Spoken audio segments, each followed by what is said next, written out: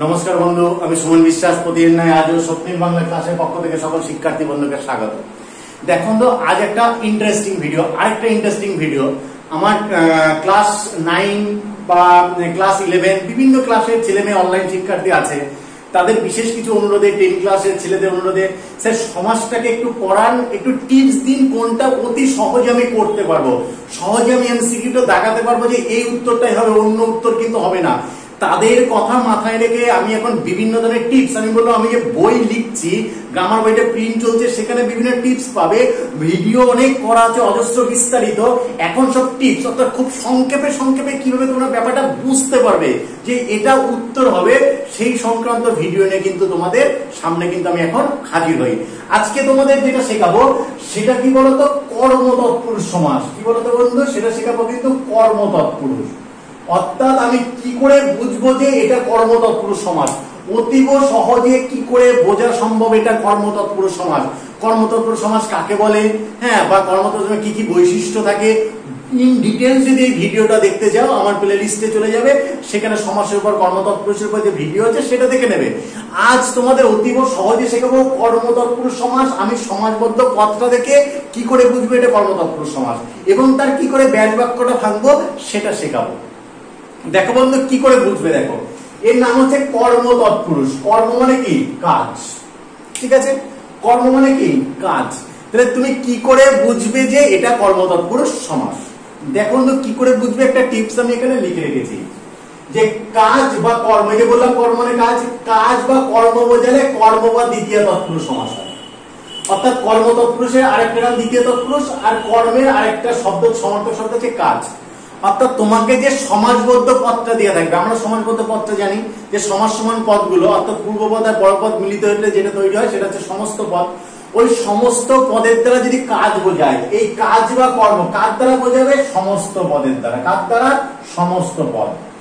অর্থাৎ যদি দেখো যে সমস্ত পদ যেটা দিয়ে আছে তার অর্থটা কোনো কাজ বা কর্মকে বোঝাচ্ছে, যে পদটা দিয়ে আছে সেই পদের মাধ্যমে কোনো কাজকে বোঝাচ্ছে বা কোনো কর্মকে বোঝাচ্ছে, তখন তুমি চোখ বুঝে বলে দেবে কিন্তু এটা কর্মতৎপুরুষ সমাস। বুঝে গেল বন্ধু? এটা কিন্তু 100% সমস্ত জায়গায় অ্যাপ্লিকেবল এটা কিন্তু নয়, কিন্তু মোটামুটি 90% উপরে কিন্তু এই সিস্টেমটা কাজ করবে, যে কোনো কাজ বা কর্ম বোঝালে কিন্তু আমার কিন্তু কর্মতৎপুরুষ সমাস হবে। অবলীলা এটা কিন্তু করে দেওয়া সম্ভব। ক্লিয়ার? এইবার দেখো আরেকটা, তাহলে ব্যাস বাক্যটা কি করবে? কাজ বা কর্ম বোঝালে কর্মতৎপুরুষ সমাস হবে। যেমন একটা উদাহরণ দিই, তাহলে বুঝবে যে বই পড়া। এর বলো তো বন্ধু, বই পড়া একটা কাজ নয়? অবশ্যই একটা কাজ। বই পড়া একটা কর্ম নয়? অবশ্যই কাজ। কি করছিস রে? বই পড়ছি। তাহলে বই পড়াটা কি? তোমার কাজ। বোঝা গেল বন্ধু? তাহলে এই যে বই পড়া, এটা একটা সমাজবদ্ধ পদ, এটা পূর্বপদ, এটা পরপদ। এই যে পূর্বপদ আর পরপদ মিলে যেটা তৈরি হয় সেটা হচ্ছে সমাজবদ্ধ পদ। এই বইটা কি? আমরা জানি সমাসের ক্ষেত্রে এটা পূর্বপদ, আর পড়াটা কি? পরপদ। ক্লিয়ার? এই পূর্বপদ আর পরপদ মিলে যেটা তৈরি হয়, তাহলে এই টোটালটা কি? এই টোটালটা হয়ে যাচ্ছে কিন্তু সমস্ত পদ। বুঝে গেল বন্ধু? আর এই সমস্ত পদের দ্বারা আমি কি বুঝিয়েছিলাম? এই সমস্ত পদ যদি কোনো কাজ বোঝায়, কাজ, তখন সেটা হয়ে যাবে কিন্তু কর্মতৎপুরুষ সমাস।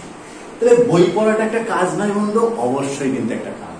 তাহলে বই পড়া যদি তোমাকে জিজ্ঞেস করে বই পড়া কি সমাস, তুমি চোখ বুঝে বলবে কিন্তু কর্মতৎপুরুষ সমাস। তোমাকে আর কিচ্ছু বোঝার দরকার নেই। এইবার ভাবতে পারো যে স্যার তাহলে ব্যাস বাক্যটা কি করবো?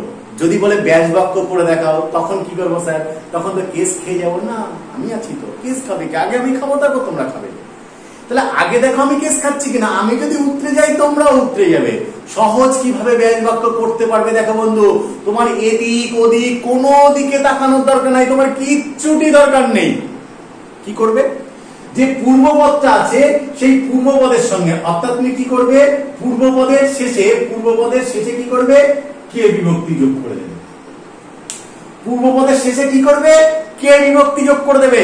পূর্বপদের শেষে কে বিভক্তি যোগ করে বাকি পদটা লিখে দেবে, চোখ বুঝে ব্যাস বাক্য হয়ে যাবে। কি বললাম? পূর্বপদের শেষে কে বিভক্তি যোগ করে বাকি পদটা লিখে দিলে চোখ বুঝে কিন্তু সেটা আমাদের ব্যাস বাক্য হয়ে যাবে। দেখো কি রকম ভাবে হয়। দেখো, রথ দেখা। বলো তো বন্ধু, রথ দেখা একটা কাজ কি কাজ নয়? 100% কাজ। তাহলে এটা কি কর্মতৎপুরুষ সমাস। ব্যাস বাক্য কি বলেছিলাম? পূর্বপদের সঙ্গে কে বিভক্তি। তাহলে লাগাও পূর্বপদকে রথ, তাহলে এখানে লেখো রথকে, পড়ে থাকলো কি দেখা। তাহলে রথকে দেখা, রথ দেখা কি হয়ে যাবে? কর্ম বা দ্বিতীয়া তৎপুরুষ সমাস। তারপরে কি আছে? কলা বেচা, বলবেন্দু কলা বেচা একটা কাজ কি কাজ নয়, কর্ম কি কর্ম নয়? 100% কি বলেছি? পূর্বপদের সঙ্গে কি বিভক্তি লাগাতে বলেছি? তা পূর্বপদ কলা, তাহলে কলাকে তখন হচ্ছে বেচা। হয়েছে? মিলছে আমার কথাটা? ভুলভাল বলেছি?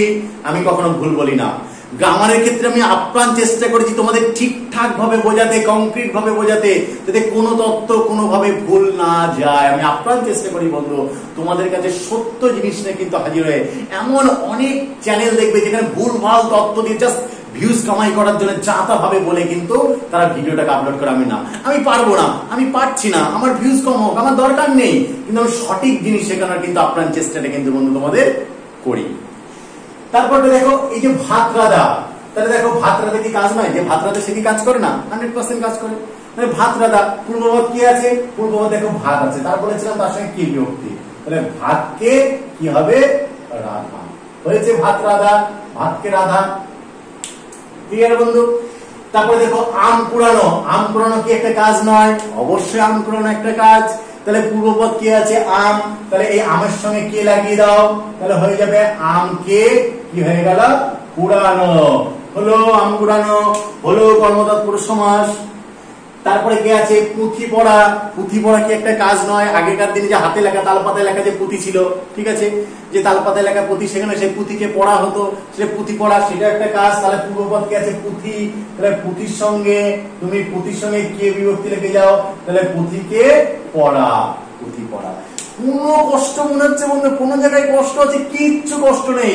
শুধু আমি কি বলেছি? কাজ বা কর্ম বোঝালে তো সমস্ত পদের দ্বারা কাজ বা কর্ম বোঝালে কর্ম বা দ্বিতীয় তৎপুরুষ হয়, এবং পূর্বপদের সঙ্গে কে বিভক্তিটা যোগ করে দিলে পারে, বাকি পদটা লিখে দিলে কিন্তু ব্যাস বাক্য হয় না। ঠিক আছে? তাহলে দেখো ডিম ভাজা, পূর্বপদ কি আছে? ডিম, তাহলে ডিম, তারপরে কে লিখে দাও ভাজা, তাহলে ডিম ভাজা কি? ডিমকে ভাজা, ব্যাস ডিম ভাজা। মিলেছে? তারপরে দেখো গাঁট কাটা, গাঁট কাটা কি একটা কাজ নয়? গাঁট কাটে মানে গাঁট কাটে, চুরি করা যাকে বলা হচ্ছে, বুঝে গেল তো? তাহলে গাঁট কাটা, তাহলে কি? গাঁটকে কাটা, গাঁট কাটা। হয়েছে? মিলেছে? কাজ মিলেছে?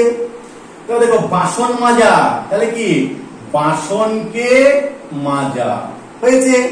তারপর দেখো জল খাওয়া, তার মানে কি? জলকে খাওয়া। হয়েছে বন্ধু?